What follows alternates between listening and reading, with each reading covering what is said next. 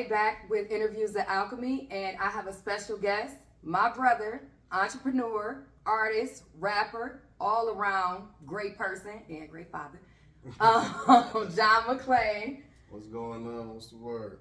Nothing much. How are you today? Thank you for joining us. I'm good, sis. All right, so to start it off, I noticed, I stated rapper, so we're going to start with the music first. Okay. So, we both know, but everybody else, you're a music aficionado.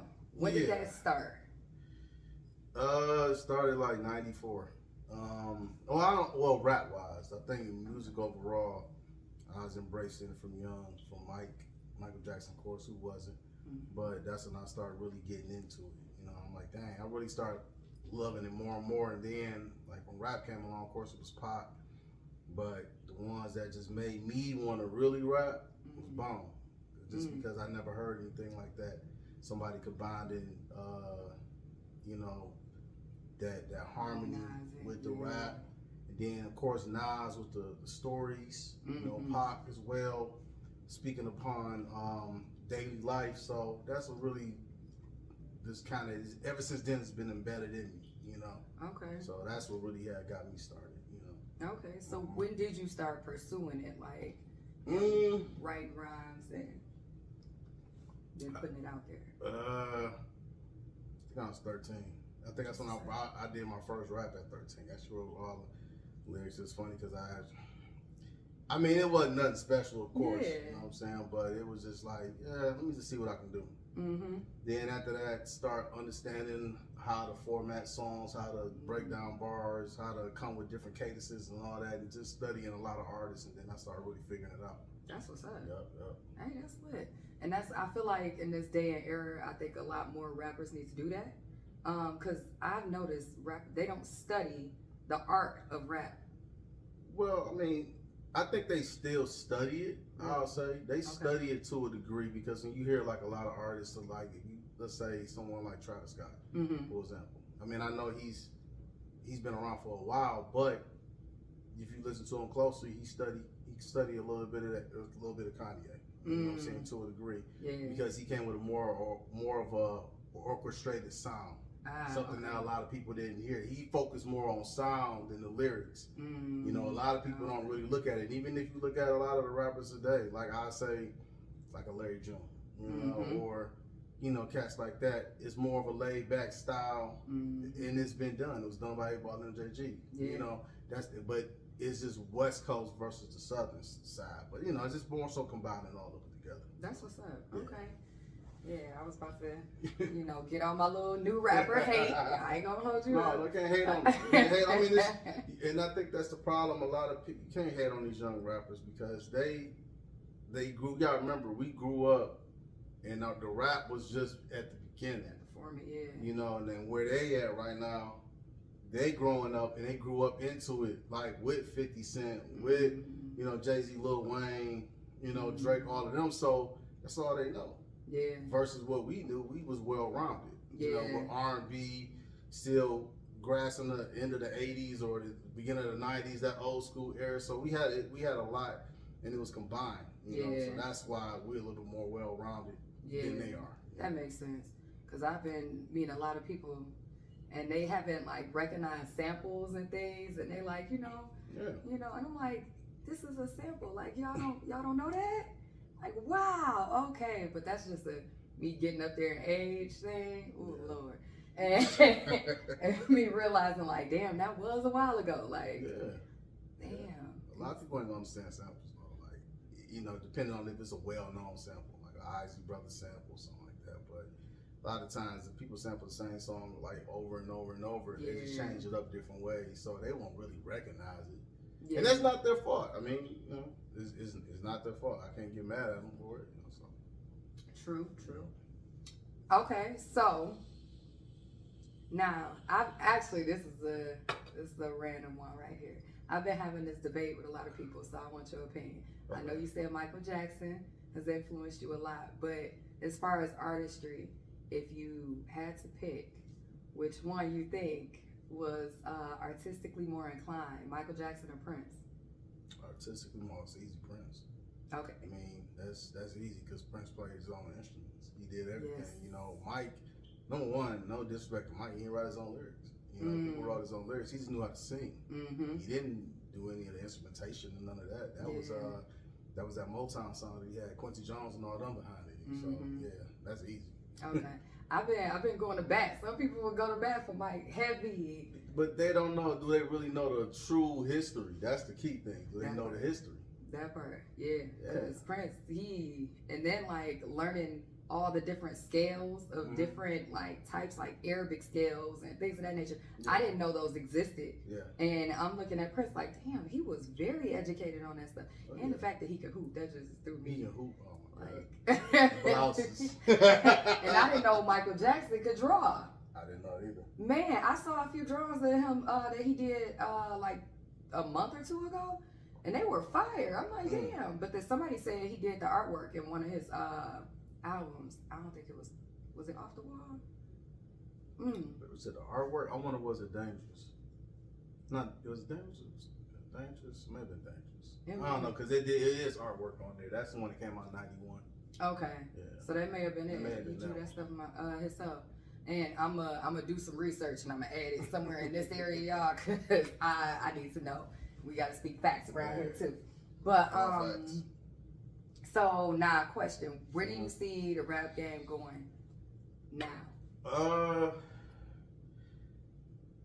I think right now where it's at, it's in a good spot because it's almost everybody can choose what they want to listen to. I mean,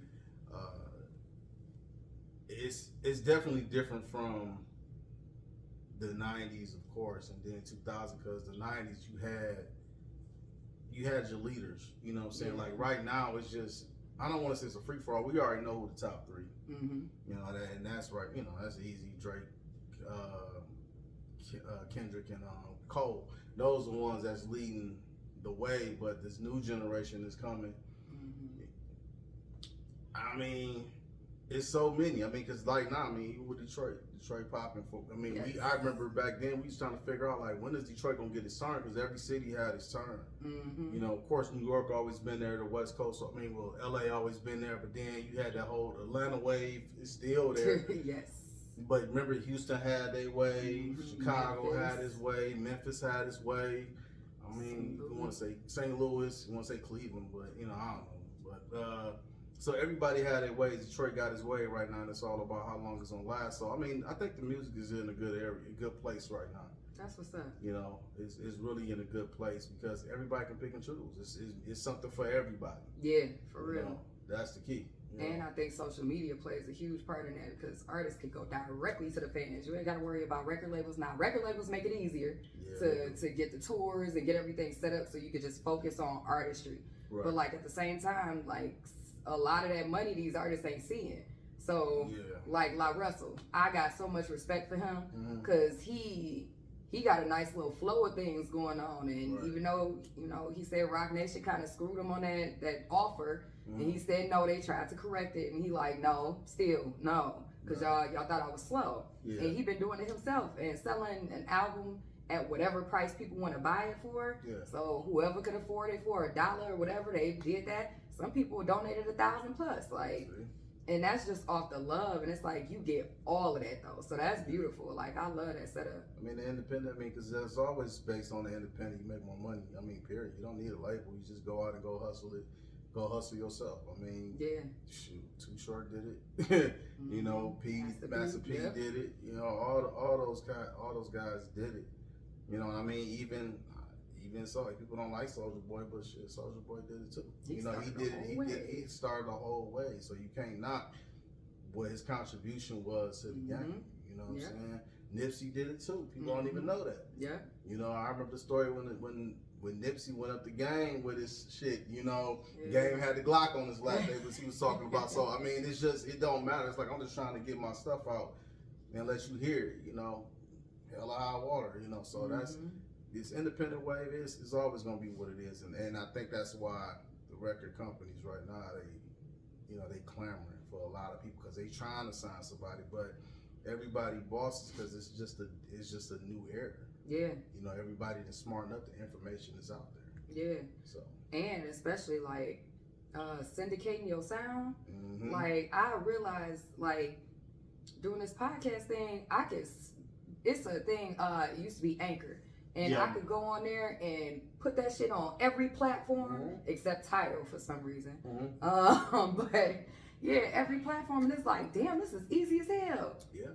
Like, wow, okay, so there's like no excuse to not put your stuff out there at the very least. Like, right. And then if you get the right promo team and the right people behind you and the right people hearing you, that's all you need. Like, I mean, you use social media. I mean, you use social media, and then, I mean, even to distribute your music, people go through DistroKid. DistroKid, you can, going through DistroKid, you'll pay, like, was it like $39 a year or something like that. Oh, okay. And if you want to get it to where, to reach every single streaming platform, it's like $60 a year. That's what's up. And you have it, your stuff is on every single streaming platform. So, just think about it versus 2000, even 2006, nobody had that. I mean, that's where the streaming come into play at. Everybody is having a chance to display their talents and their gifts versus how it was back then. I mean, a lot of people didn't have that. Yeah.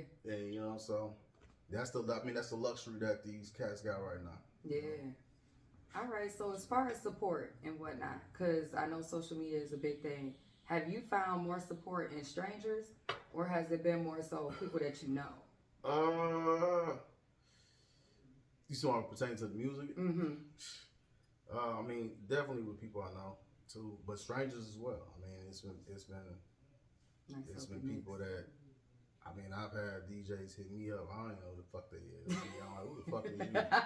Because you know what I mean. You on social media, people be scamming all the fucking time. Oh, yeah. But a couple people they support it. I mean, it's DJs, not even local. I mean, it was a couple cats that was from.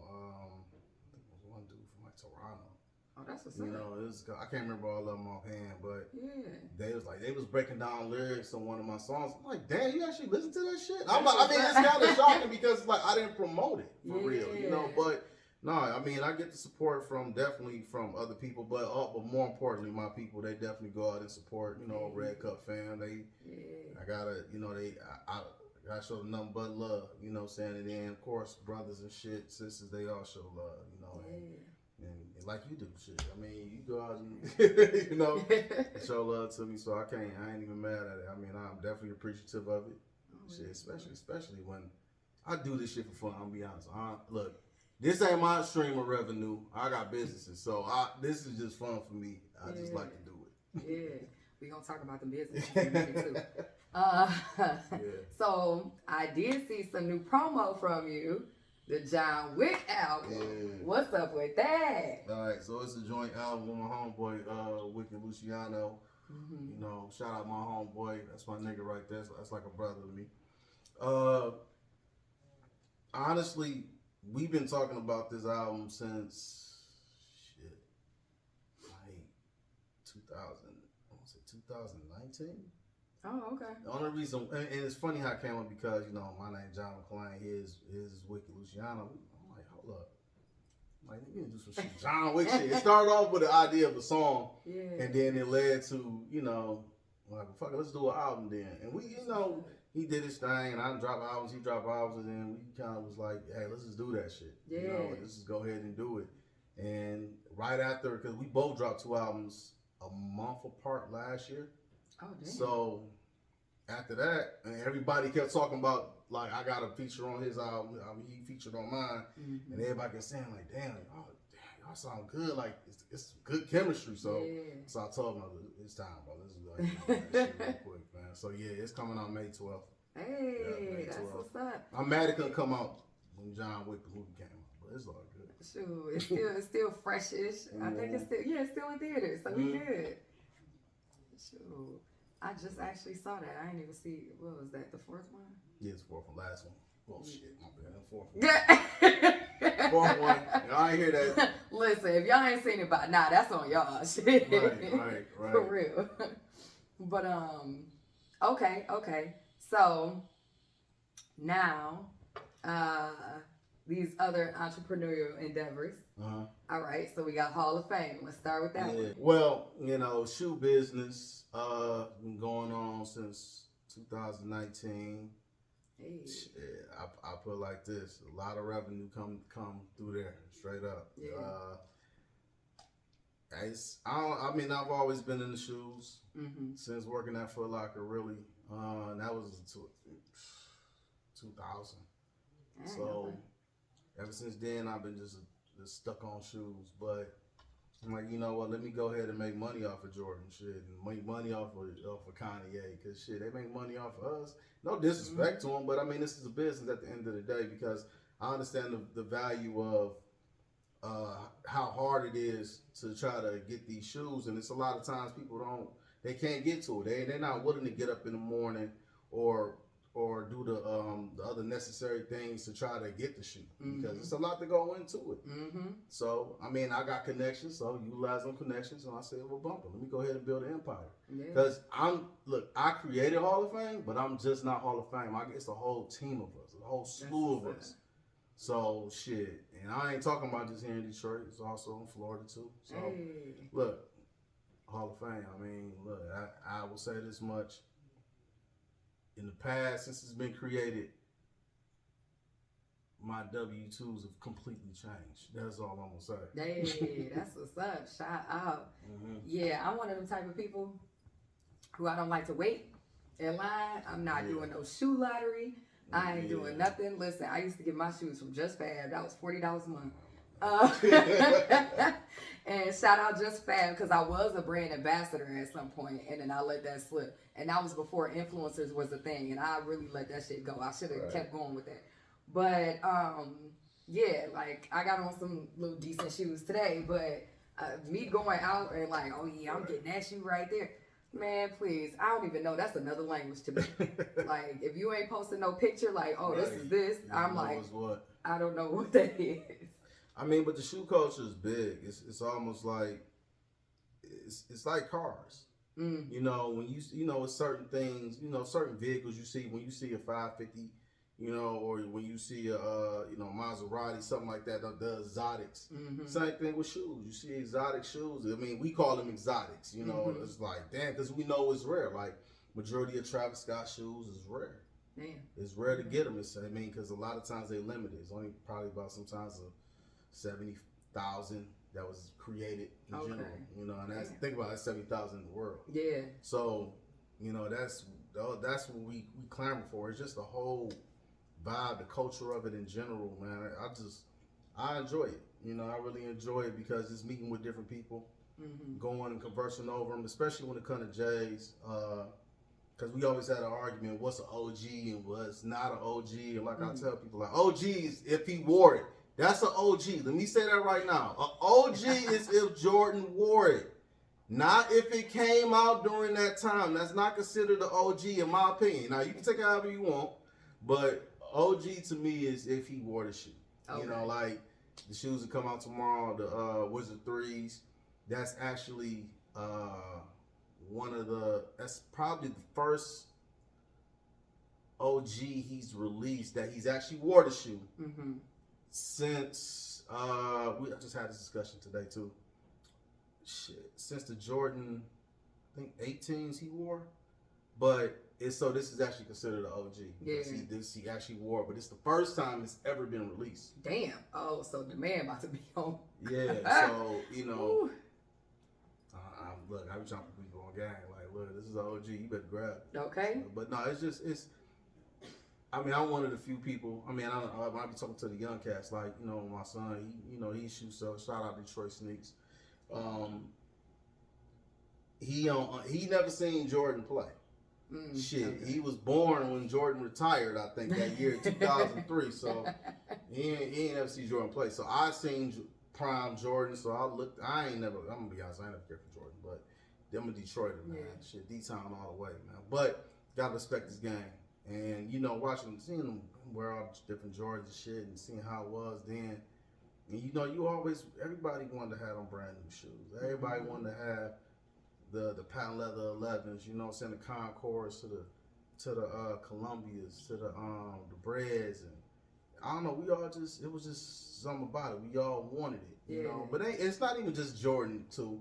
Like I rock with Bron's, you know. Shout out Brian. Dunks been around for a long time, but it's all of a sudden popular now. Oh, okay. Yeah, you know, but it's so many different things in the shoe culture. It's just from, you know, especially what Virgil did as well with the off-white. I think Virgil changed. Rest in peace, Virgil. He changed the. He made shoes luxury, I would say.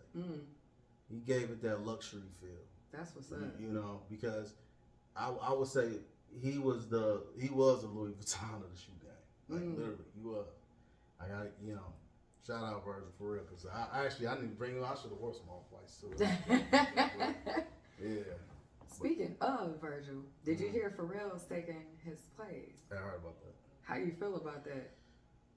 I mean, Pharrell's a fashion icon too. I mean, big hats and shit and all that. But but he's trendy though. I mean, he's trendy now. As far as his creative ideas, I mean, I see what he did with his influence with Bape, and then also with BBC, his own stuff. I mean, I got some BBC stuff, but I think that it'd be all right. I don't know. I mean, you never can top the person who was the originator. Yeah. You know, that's just what it is. It's just a little difficult, but I think it'll be straight. You know, personally. Yeah. And we'll see what he do. I'm anxious to see. I feel like it'll have to grow on me. He'll have to get used to the vibe, because I feel like Pharrell, as far as an artist and a producer, that is top tier. Like producer, he's my #1 favorite producer of all time. Like, okay, because he seeing sounds, I really believe he sees sounds. Like, just the way he structures his beats and everything. But as far as fashion, like with Bape and with BBC, it's eclectic, but it ain't like it's colorful, original. It's colorful. I think but people don't get Pharrell when it comes to fashion. He did bring back a lot of colors. A lot of bright colors and stuff like that. Like Cam gave you pink. You know what I'm saying? And shout out Cam, man. I mean, because a lot of men won't wear no pink. But what Pharrell did, he did give you abundance of different colors to where you can start rocking. And I mean, come on, man, he was the first one with a colorful chain. You know what I'm saying? Nobody ever was doing that. Yeah. He came out with that whole colorful piece, and everybody start putting, getting all their jewels colorful then after that. So I mean, he is a trendsetter. Okay. So I mean, that's what I said. If you notice with Virgil's was more, it was subtle, but he added different nuances to the shoe that maybe you probably didn't see before, or even some with the brands, something that was different, especially like the off-white, like Mona Lisa. I always liked that. I always thought it was dope. But that's what's up. Yeah. Okay. Yep. Okay. So you got into the shoe game. It's lucrative. Now, what advice would you give someone looking to get into the shoe game, either as a consumer or as an entrepreneur? Well, I would say I would start with the consumer part first. Okay. Because I think as a consumer, you got to understand what the shoe game is. I think a lot of people that come into the game, they don't really understand it. They're just doing it because they see their homeboy doing it, their other homeboy doing it, whatever. When you go into the shoe game, you got to have an understanding of it. It's almost like music. It's almost like watching sports.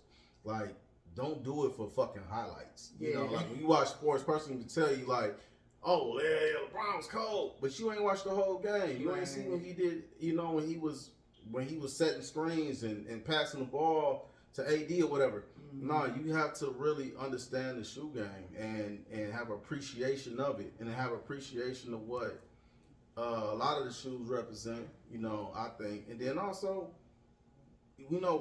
sneakerheads we all take this shit serious. Yeah. We feel like, especially if an outsider come in, let's just say they want to be a reseller just to make money and don't have no respect for the shoe. It's like, dog, you ain't understanding, what this represents. You don't understand like the culture that we build in here. We building a real culture, so that's where I feel with far as that element of it, as far as a consumer. But on the entrepreneurial side, really, you just gotta trying to think of the right word to say. You have to have a real understanding of, number one, your clientele. Promote yourself in a respectful way. Don't just go in and just if you out there, and there's a lot of cats out there that just be selling shit and only making fucking $10 off the shoe, which is stupid as hell. You ain't making no money. Damn. That's no money, because look, let me break it down to you like this. If you standing in line for 10 hours, the shoe costs $220, and you selling that bitch for $230, guess how much you made an hour? $1. It makes no sense. It makes no sense at all. So people like that, it's like, look, if you doing it and you just want to get the shoe, that's fine, because you understand that. You understand, like, I gotta have the shoe. But if you just out here hustling just to say I got a name, I'm gonna be honest, a lot of people in the shoe culture get pissed off at that, because you taking away. You know, you fucking up the market. That's why the market is kind of like obscured right now the way it is, because of individuals like that. There's just no respect for it. So I mean, if you trying to go in here and really make your name, you know, get your name out there and stamp your foot in the sand and shit like that, you got to go out here and be smart. Don't undersell. That's with anything. I mean, you're not about to sit here and go buy a fucking Corvette for $100,000 and then sell that bitch for $100,000 and $101,000 and make $1,000. It makes no sense. I'm just saying, like, smarten up. If you gonna sit there and get pros, I gotta tell everybody, if it ain't more than, you can't go under 30%. Okay.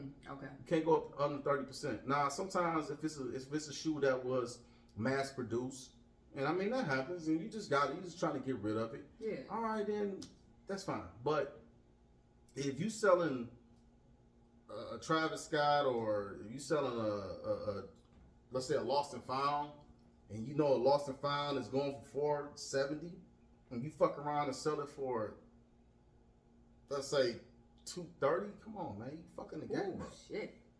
It just doesn't make any sense. Like, get your money, man. Don't undercut yourself. That part. For real. I mean, because people do it. People do it just so they can say, I got to sell. That's wild. It's the clout chase, because that's where the social media come into play at. And I think people, because when they sell the shoe, they see more people. They're like, oh, okay, well, he just sold this person a shoe for this price. And they'll even promote the price, and then it fucks up the entire market. The entire market now is fucked up because of, you know, one or two people. And that's what I'm saying. You got to have appreciation of it, because we know the value of these shoes, and people have stood in line and all that other shit. Right? Just appreciate the game. But being an entrepreneur, that's just what it is. On an entrepreneur side, that's kind of what it is, though. Okay. You have to just understand the market, do your research on it. That's what anything else that you do. Do not lowball. Don't lowball yourself, because you're not gonna make no money. Okay. You know, that's just what it is. So understand, do your history, do your fucking research. Shit, if you only making $10, $15, $20 profit, you might as well DoorDash for that shit. Like, Exactly. what you spending all this effort on? That's a lack of self-respect. Like, I wouldn't. And then you gotta converse with all these people and meet people up. You losing gas money, time. Time is the world's truest currency. You ain't never gonna get that shit back. You never. Like, so you wasted all that time trying to acquire a shoe. You only gonna make $15. Yeah, right. But you got a lot of people that do it because they just like it. They like it. I mean, it's like selling, being on the corner, you know. A lot of people that fuck around and, you know, and got a dime, you know, whatever, got a gram, and they like, fuck it, man, fuck it, just give me 10.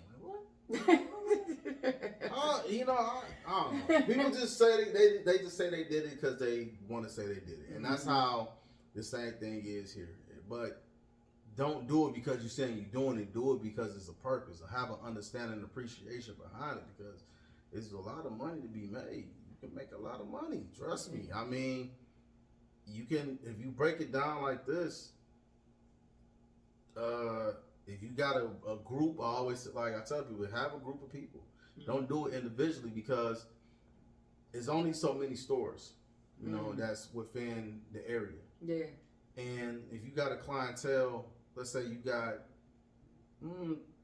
15 people that want this same shoe, and it's just only you about to be ripping and running all everywhere. It's all right to share the wealth, because your name is bigger than a dollar sometimes, because the name is gonna be exposed and people gonna start clamoring to it. The money gonna come. So if you got a team, it makes things easier for you. Yeah. Number one, like you said, the time. That time is the key. You got time now to kind of chill. You know, I ain't gonna give y'all no others. I ain't gonna give y'all the other secrets about it. Y'all gotta figure that out on your own. I ain't gonna Trial and error now. Like, there's some other secrets. I ain't gonna say it, but they gotta figure it out on their own. But build a team. That's the key. Have a team. Don't do it. Don't do it by yourself, because you will run rugged over 15 pair of shoes. Because especially if it's spread out in different locations, if you got locations in Livonia to Novi to Westland to Troy, you know, Ann Arbor. You think about time. You running all these different places, and now you got to go back and drop probably shoes off the next day. You cutting a lot of your, you cutting into a lot of your money. Yeah. So the best thing to do is just build a team. It's all right. You can still be there. You can still be the man. Yeah. But people, I don't know. People niggas like the attention. And that's one thing that I will say that goes around in all entrepreneurial journeys, like building a team, delegating, because you can't do everything by yourself. Like, it's okay as a startup. Sure, you're gonna have to wear many hats. Like, you're gonna have to. But if you can, and if you can start up with a team of people that you know you can trust, and y'all all share the wealth, it's abundance out here. You can make the money. Your people, your whole team can eat. All y'all can be good. The more people who make money messing around with you, the more they're going to want to mess around with you and do business. And they're going to spread the word to other people. Other people going to see and want to do business with you as well. So just make sure that, you sharing the wealth, and you not being stingy and selfish and cutting corners and doing people dirty, because you burning bridges. And your bridge, you just going to be stuck there drowning in the water somewhere, and ain't nobody going to help you because you done burnt them all. So, shit. Right, you can't. That's something you definitely don't want to do. You don't want to burn bridges. You definitely do not, because it's been so many guys I've seen in this game burn bridges for self-greed. Like situations to where, because information is key in this game. That's nothing. Information is key. What I mean by that, y'all, real shoe sellers know what it is, but it's really key, because you can get a tip from somebody and it could be the wrong tip, but you got to make sure if you're dealing with the right people, the right tips come along, you're like, okay, that's valid. But if you do some foul shit, let's say, and still a customer, they ain't gonna never give you no information. You know what I'm saying? Or even if you try to withhold information, but then you try to holler at this person like, hey man, hey, where they got these dunks at? Nigga, I ain't telling you shit. You know what I'm saying? This is a two-way street. This ain't no one-way street, man. Okay. So, that's why partnership is good, and having that brotherhood is good, because we all can make money. The whole thing is, there's so many people out here buying shoes. Yeah. So many. So why not we just build a community pretty much and just get it all together? Yeah. There's nothing wrong with that. Everybody making money, But sometimes you got people that want to be the man. They want to be the motherfucking that's in the forefront, and saying this is me. No, it's all right. If we all doing it and we all making money, everybody eating. So then you ain't got to worry about looking over your shoulder because the person jealous of you. That part. You ain't got to worry about somebody undercutting you because jealousy. Because jealousy, that's just what it is. Yeah. That's not just in no shoe game. It's just with any game. So, put people on game and show them how to move if they like you. But, if they not, then you ain't got to get nobody. You ain't got to give them the game. Hey, you just be like, hey, you cool, but because of the business side, I just can't deal with you. You know what I'm saying? That's right. Boundaries. Have boundaries. Got to. That's that personal life and entrepreneurship. Right. Please and thank you. As a matter of fact, Detroit got a sneaker con today. It's tomorrow. It's tomorrow? It's tomorrow, yep. You going? Yeah, we'll be there. We'll definitely be there. Representing, putting on for the city. Because not knocking nobody else. A lot of y'all, a lot of sneakerheads are not homegrown, based Detroit. I'm just being real. A lot of people are visitors. We homegrown in it. You know what I'm saying? We straight from them miles. And we ain't talking about 9 mile and up. You talking about 8 Mile and down. You feel me? So where they hit McNichols, my G, all the way to dirty ass Davidson. So that's we in the trenches for real. We born and raised and engraved in this shit. That's why we hold it to a high regard, because back in the day we couldn't get none of this shit. You know, when you from the hood, you couldn't get J's like that. Yeah, you know what I'm saying? Especially if your parents wasn't, I ain't gonna say well off. Spend money on that. Yeah, it's cost. Yeah, priorities. Right, priorities first. Shit. Like you want some J's, or you want a hot plate. You know what I'm saying? Or you want some clothes on your back. So, for sure. So one more question for you as far as the shoe game. Kanye and them Yeezys. Yeah. So, what is a multi-part question? Okay. How do you think Adidas is going to try and bounce back from this?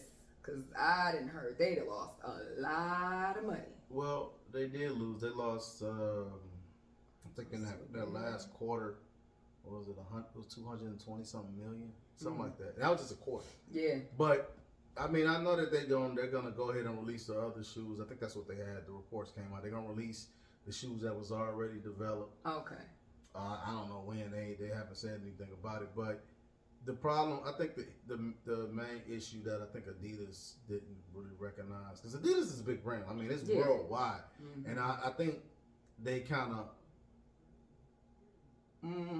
I guess, didn't think that the Yeezy brand was as big as it was. They knew it was big because if you look at their projections from, what was it, 2014 or I think it was 2013 when they signed them, or one of them, it rapidly increased all the way up until they took that big nosedive and they're like, oh shit.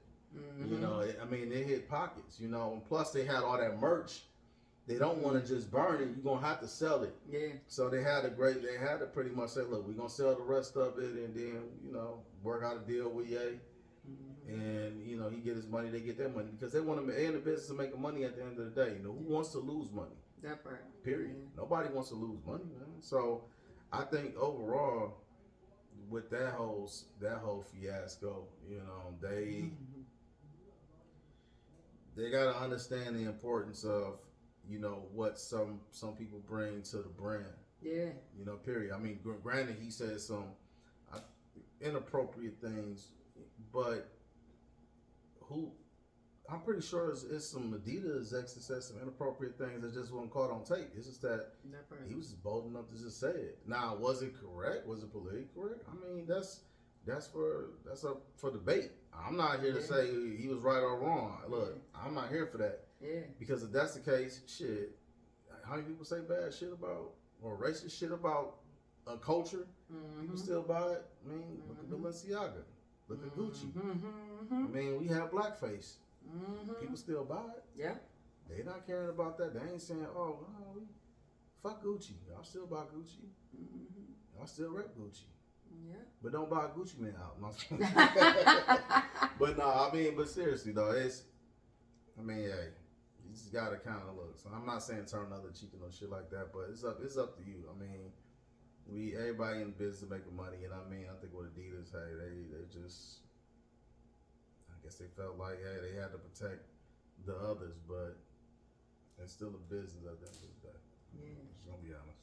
Now the second part of that question, if I were to give me some Yeezys, should I just hold on to them for a couple years and see what happens? I honestly see, and I'm gonna be honest, yeah, because since when that happened, all Yeezys went up like 100, right? Like I'll say average. I'll say about between $75 to about $100, $200. Damn. It went up, yeah, because they know you can't get no more Yeezys unless you don't holler at them UA guys. Y'all know them UA guys. I mean, you want to do that? That's on you. I don't knock nobody doing that because hey, if it's within their budget, it's within their budget. But I ain't doing it. So I'm a duly noted. Well, is there any other advice that you have for anybody looking to get into either game? I'll just say this: when it comes to just not just shoes, just anything that you do in general, just don't sell yourself short. Don't don't half step. That's the biggest thing. I think when people go into business in general, they like to half step or, you know, and try to cut corners. You just can't cut corners with it if you're trying to be successful. I mean, period. It takes a lot of hard work. I mean, you got to put that work in. You got to put that work in. There is none of that. Like, even with the shoe game, you can't show up for a big shoe release. Like, normally the big shoe releases are, I'll say the 11s, you know, the Jordan 11s. That's the biggest. That's always the big shoe releases around Christmas. And you had cats that want to show up and try to sit in line like an hour before the store open, but them niggas is like number 58 in line. Yeah. You can't go with that mindset. You gotta pre-plan. You know what I'm saying? You gotta pre-plan and put that work. That's part of putting the work in.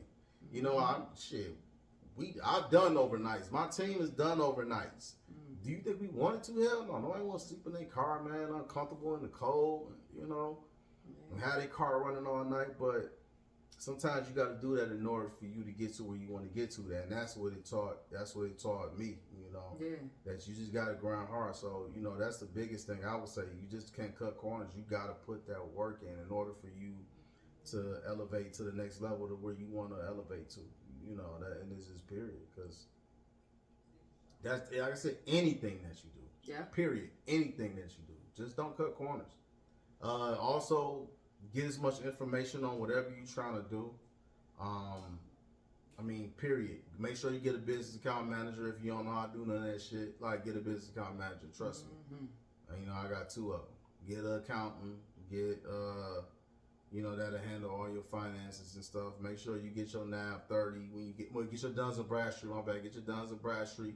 Make sure that your business is either LLC or is corporated. Now, if you want to get incorporated, now you have to be an established business at least within that year, and then you can change it over to a corporation.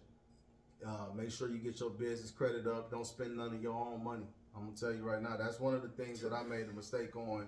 The first couple of years, I was spending my own money until, you know, I got some advice for some people, and then that's why I got a business account manager. And they're like, "Why are you spending your own money? You know, spend the business money." That part. I mean, that's what it is. Spend that business money. Then, you know, get your net 30 up. Get your business credit score up. You know, get your net 30 up. Get an account with NAV, and it'll teach you all that. You know, like I said, get a business account manager. That is the key. That is definitely the key. So. Okay. Hell, you can even get a car, or you can get a crib in your business name. Yeah. So. Listen, he dropping gems, y'all. I mean, just keeping it 100, man. If y'all want to be fly and all that other stuff, that's cool and all that, but you can be fly, but just don't spend your own money. Spend your business money. And just so you know, if people that want to wear Cardis and all that shit, look, I got mine on. I actually bought mine out. I wish I would have put it in my business name, because guess what? I could sit here and say I'm about to have a meeting and I want to dress up correctly and be presentable. Put it in my business name. Yeah. You know? That part. All right. Yeah. Well, thank you so much for showing up and showing out and dropping these gems. I hope y'all paying attention. I hope y'all are too. Run this back. Take some notes. Right. Something, because that was some real shit right there. Yeah, jewels being dropped, and they ain't CZs. Okay. So he's authentic. They all authentic. They all got appraisals on them. Okay. All right. Well, thank you for watching Interviews at Alchemy, and I will catch you next time. Oh, where can they find you? Oh, you find me on IG. Find me on Facebook. Either HOF Hall of Fame, shoe page. And as far as music, I'm on every streaming platform. John McClane. Y'all can tap in from, like I said, Spotify, iTunes, Tidal, Amazon Music, all that. He on Tidal too, y'all. You know he legit. Shit. They hard as hell to get on. But all the links will be here and down in the description bar. Thank you so much. Yep. And we'll holler at you later.